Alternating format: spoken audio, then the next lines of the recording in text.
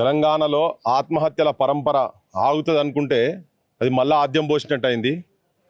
చాలా ఘోరము, అన్యాయం, దుర్మార్గం. మళ్ళొక యువకుడు, తెలంగాణ యువకుడు చావు బ్రతుకుల మధ్యలో ఉన్నాడు. మీద పెట్రోల్ పోసుకొని ఆ చిన్న వీడియో విన్నా నేను, ఇప్పుడు మీ దగ్గరనే విన్నా కదా. అది లాస్ట్కి చెప్తాను. బీసీలకు అన్యాయం జరుగుతున్నదనే పదం వాడి సాయి ఈశ్వరాచారి, నిన్నటి వరకు శ్రీకాంతాచారి, ఇప్పటి నుంచి బీసీల ఉద్యమంలో తెలంగాణ గురించి శ్రీకాంతాచారి, ఇప్పుడు సాయి ఈశ్వరాచారి బీసీల గురించి త్యాగం చేస్తున్నా అన్నట్టుగా. మొట్టమొదటి నేను చెప్పేది ఏంటంటే, తెలంగాణ యువకులందరికీ, అది ఏ కులమైనా ఎవరైనా కానీ, దయచేసి మీరు ఆత్మహత్యలకు పోకండి. ఓటు ద్వారా రాజ్యాధికారం తీసుకొచ్చుకొని మన హక్కులు తీసుకొచ్చుకుందాం. ప్రభుత్వాలకు చెప్పేది ఏంటంటే, మీరు ఈ దొంగ మాటలు, మీరు అబద్ధాల పనులు రెచ్చగొట్టే లెక్క జనాలను నమ్మబలికిచ్చి ఒక హోప్ క్రియేట్ చేసి జనం లోపల సడన్గా దాన్ని కాదని చెప్పి కామారెడ్డి డిక్లరేషన్ 42% రిజర్వేషన్స్ బీసీస్కి అయితే ఇస్తా అని చెప్పి దాన్ని బొందల పెట్టి మీ అబద్ధాల మాటలకు అందరూ ఆశలకు పోయి నిజం కూడా మా బీసీల బతుకులు బాగుపడతాయేమో అని చెప్పని ఒక ఆలోచనలకు వచ్చి, ఒక ఆశ పెరిగిన తర్వాత అది ఆశ అడియాశ అయిపోయిన తర్వాత ఏం చేయలేక, ఇంతకుముందు ఇటువంటి ఏమైనా ఉంటే తుపాకులు పట్టుకొని అన్నలకు పోయేది. ఇప్పుడు అన్నలకు పోయే పరిస్థితి లేదు.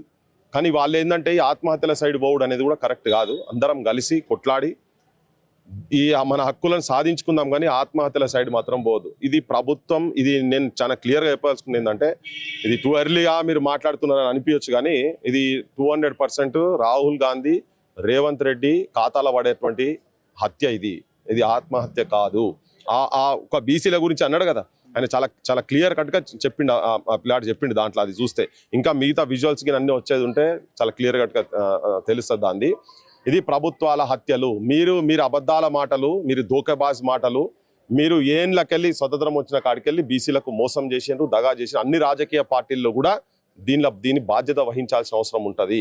ముఖ్యమంత్రి, నువ్వు వెంటనే ఇప్పుడు ఏ ఎలక్షన్లు ఆపుతావా, నువ్వు ఏం చేస్తావో తెలియదు. ప్రజల మనోభావాలు ఎట్లున్నాయి అనేది అర్థం చేసుకోవాలి. యువతరం ఏం ఆలోచిస్తున్నారు, ఎంత లోపట మానసిక క్షోభ, ఎంత మదన పడుతున్నారు అనేది అర్థమవుతున్నది ఈ ఆత్మహత్య ఉదంతంతో. మీద పెట్రోల్ పోసుకొని అంటుపెట్టుడు అంటే అది సామాన్యమైన విషయం కాదు. అంటే ఈ కాజ్ గురించి నేను త్యాగం చేస్తున్నా నా ప్రాణాన్ని, పిల్లలు ముగ్గురు చిన్న పిల్లలు అట్లా చూస్తే చాలా గోస అనిపిస్తున్నది, బాధ అనిపిస్తున్నది.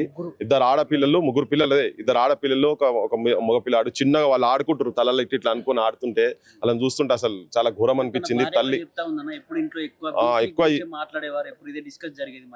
అదే అంటే తనకి ఎప్పటి నుంచో ఉంది ఇది, అంటే ఒక హోప్. అంటే ఎక్కడనో దగ్గర ప్రతి ఒక్కరికి వాళ్ళు ఎక్కడనో దగ్గర వాళ్ళ జీవితాలల్లో ఎక్కడనో వాళ్ళు బాధ అనుభవించారు వాళ్ళు. అంటే ఈ కులాలల్లో పుట్టి ఇప్పుడు వృత్తి కులాలు, అవన్నీ వృత్తులు చేసుకునే కులాలకు ఉపాధులు పోయినాయి, ప్రత్యామ్నాయం లేక బతుకు భారం అయిపోయి అద్భుతమైన వస్తువులు తయారు చేసేటువంటి వాళ్ళు బయటకు వచ్చి చిన్న చిన్న పనులు చేసుకునే కాడికి వచ్చినాయి. సో ఇది అంతా కేవలం ఏంటంటే ప్రభుత్వాలు బాధ్యత వహించాల్సిన అవసరం ఉంటుంది దీన్ని చాలా క్లియర్గా. సో వైద్యం అయితే మరి ఇప్పుడు అందిస్తున్నట్టున్నారు. అది 97% బర్న్స్ అంట. 97% బర్న్స్ అయిన తర్వాత పై చూసిన తర్వాత మొత్తం అసలు కంప్లీట్గా తోలు ఇట్లా చెక్కుతున్నారు, ఇట్లా తీసి చెక్తా ఉన్నారు.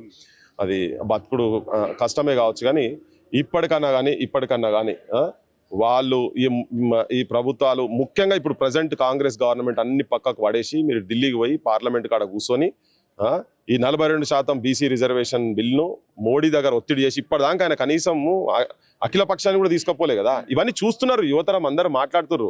సరే వాళ్ళు బయటకు వచ్చి చెప్పలేకపోవచ్చు, కానీ లోపల వాళ్ళ ఆవేదన ఎట్లున్నది అనేది ఇలా ఈ రూపంగా, ఈ ఆత్మహత్య రూపంగా, మీద పెట్రోల్ పోసుకొని అంటుపెట్టుకున్న రూపంగా ఇవాళ మొత్తం సమాజానికి మొత్తం తెలుస్తున్నది. ఇది ప్రభుత్వానికి, కాంగ్రెస్ ప్రభుత్వానికి ఒక చెంపపెట్టు, సిగ్గుచేటు. ఇది అవమానం, చాలా చాలా ఘోరం. ఒక పిసిసి అధ్యక్షుడు బీసీ ఉన్న తర్వాత ఇటువంటిది జరుగుడు అనేది మంచిగా అనిపిస్తలేదు. బయట బీసీ ఉద్యమాలు జరుగుతుంటే కూడా అంటే ఎక్కడో దగ్గర ప్రభుత్వాలు డామినేట్ చేస్తున్నాయి అనేది క్లియర్గా అర్థమవుతుంది. నిన్న మొన్నటి ఇన్సిడెంట్, నేను ఆడ ఊరికి పోయేసి వచ్చిన మైసమ్మ ఎల్లమ్మగూడెం దగ్గరికి ఒక అహంకారి మంత్రి, ఆయన శిష్యులు సర్పంచ్ నామినేషన్ ఇస్తానికి, ఒక బీసీ బిడ్డ సర్పంచ్ నామినేషన్ ఇస్తే ఎట్లా ఇస్తారో అని చెప్పని ఎత్తుకపోయి కత్తులు పెట్టి ఉచ్చదాగిపిచ్చే కాడికి ఉన్నది. ఇవాళకి 5 రోజులు అవుతున్నది, కనీసం కేసులు పెట్టలే, వాళ్ళను బొక్కలు కూడా బారేయలే. ఆ మంత్రి కూడా ఒక స్టేట్మెంట్ కూడా ఇవ్వలే. అంటే వీళ్ళ వైఖరి, ప్రభుత్వాల వైఖరి ఎట్లున్నాయో ప్రతి సంఘటన యువతరం మీద చాలా తీవ్రమైన ప్రభావం చూపుతున్నది కాబట్టి ముఖ్యమంత్రి రేవంత్ రెడ్డి, రాహుల్ గాంధీ, కాంగ్రెస్ పార్టీ ప్రధానంగా దీనికి బాధ్యత వహించాల్సిన అవసరం ఉంటుందని చెప్పదలుచుకుంటాను. అంత కాలిపోయినా కూడా నేను ఏదైతే ఇది తెలంగాణ ఉద్యమం కోసం ఆచార్య చనిపోయింది, ఇప్పుడు నేను బీసీ ఉద్యమం కోసం చనిపోతున్నా అనే మాటలు అంత ఒళ్ళు మొత్తం కాలిపోయినా కూడా ఆ మాటను ఎట్లా చూడొచ్చు అన్న? బీసీ ఉద్యమం కోసమే చనిపోతున్నా అని చెప్పేసి మాటలు. ఇప్పుడు చాలా మంది తెలంగాణ ఉద్యమం అప్పుడు కూడా అట్లనే చేసిన వీళ్ళంతా. మళ్ళా పుడితే కూడా శ్రీకాంతాచార్య కూడా అన్నాడు, అరే నేను బతుకుతే మళ్ళా తెలంగాణ గురించి చచ్చిపోతా అనే మాట ఉన్నది చూసినావా. అట్లా చాలా మంది పిల్లలు కూడా, మా దగ్గర రాజ్ కుమార్ పిల్లగాడు కూడా అట్లనే ఉండే, చనిపోయింది. అరే ఎందుకు బాధపడదు చిచ్చా, నేను పోలీస్ ఆయనకైతే ఇట్లా టోపీ పెట్టుకొని ఉంటే నువ్వు జై తెలంగాణ అను అన్నాడు. ఫస్ట్ మరణ వాంగ్మూలం అని చెప్పని రాసుకుంటందుకు పోతే నువ్వు ఫస్ట్ టోపీ నువ్వు జై తెలంగాణ అను అంటే నేను టోపీ పెట్టుకొని అనలేను అంటే టోపీ తీసి అన్నాను. టోపీ తీసి అన్న తర్వాత జై తెలంగాణ, నేను తెలంగాణ గురించి చచ్చిపోతున్నా, మళ్ళీ బతుకుతే మళ్ళీ తెలంగాణ గురించి మళ్ళీ చచ్చిపోతాను అంటే ఈ అంటుపెట్టుకునుడు త్యాగం చేసుడు అనేది ఇది ఏంటంటే ఈ ప్రాంతంలో ఉన్నటువంటి బిడ్డలకు జనాల గురించి చేసుడు అనేది అది వాళ్ళకు ముంగటుంటారు వాళ్ళు ఇటువంటి వాటికి. సో అంటే నేను చెప్తున్నదంటే పోకండి, అట్లా పోకండి, ఓటు చైతన్యం తీసుకొచ్చుకుందాం. ఓటు చైతన్యం తీసుకొచ్చుకొని మన రాజ్యం తీసుకొచ్చేదాకా నిర్విరామంగా కొట్లాడేటువంటి మానసిక ధైర్యం ఉన్నటువంటి శక్తులం ఇలా చాలా మంది ఉన్నాము. ఏదో ఒక దగ్గర ఈ శక్తులన్నీ ఒకటైతే బరాబరి రాజ్యం మన చేతులలోకి వస్తుంది. మీరు నిరాశ పడాల్సిన అవసరం లేదని విజ్ఞప్తి చేయాల్సిన వృత్తి కులాలకు ముఖ్యంగా. ఇప్పటికైనా నిజాయితీగా పోరాటం చేయాలని అంటారు, ఏం చెప్తారు సార్ బీసీ నాయకులకు కూడా? అందరు ఉన్నారు, ఒక్కొక్క దారిలో ఒక్కొక్కరు వాళ్ళకు తోచినట్టుగా చేసుకుంటూ పోతున్నారు. Okay, let us mark separately strike together అనే స్లోగన్ లెక్క ఎక్కడో దగ్గర కొన్ని అక్కడిక్కడ ఉంటాయి. ప్రస్తుతానికి మార్చింగ్ సపరేట్ అవుతుండొచ్చు, కొంత దగ్గర అక్కడిక్కడ పొరపాట్లు ఉండి వ్యూహాలలో ఎక్కడైనా మిస్టేక్స్ ఉంటే సరిదిద్దుకుంటారు, అది పెద్ద ఇష్యూ కాదు. కానీ ఎక్కడో దగ్గర మాత్రం స్ట్రైకింగ్ కాడికి వచ్చే వరకు మాత్రం ఎక్కడో దగ్గర ఈ శక్తులన్నీ ఒకటైతాయి. అందుకనే హోప్ లూజ్ కాకండి, ఎవరు దయచేసి మీరు హోప్ లూజ్ కాకండి. న్యాయాలు జరిగినాయి, ఇలా చాలా కష్టపరంగా ఉన్నది. ఇలా సెల్ ఫోన్లు వచ్చిన తర్వాత ప్రతిదీ సమాజంలో ఏం జరుగుతున్నది, ప్రపంచంలో ఏం జరుగుతుంది అంతా చూస్తున్నారు. కానీ అదే దాంతోనే మళ్ళీ చెప్పేది ఏంటంటే అందరం ఒకటైతాం, అదే ఒక రెవల్యూషన్ లెక్క తీసుకొచ్చి ఇలా మెయిన్ స్ట్రీమ్ మీడియా ఇంతకుముందు లెక్క మెయిన్ స్ట్రీమ్ మీడియానే సర్వం కాదు, ఇలా సోషల్ మీడియాతో కూడా మన వాక్కు మనం చెప్పే పరిస్థితి ఉన్నది. కాబట్టి ఇవాళ బరాబర్ మనం తీసుకుపోదాం, మన స్లోగన్ తీసుకుపోదాం. సంఘాలన్నీ కూడా ఏదో స్టేజ్లో ఎక్కడో దగ్గర వ్యూహాలన్నీ కలుస్తాయి, జరుగుతుంది, రిజల్ట్ ఉంటుంది, రిజల్ట్ ఓరియంటెడ్ అప్రోచ్ కూడా ఉన్నది.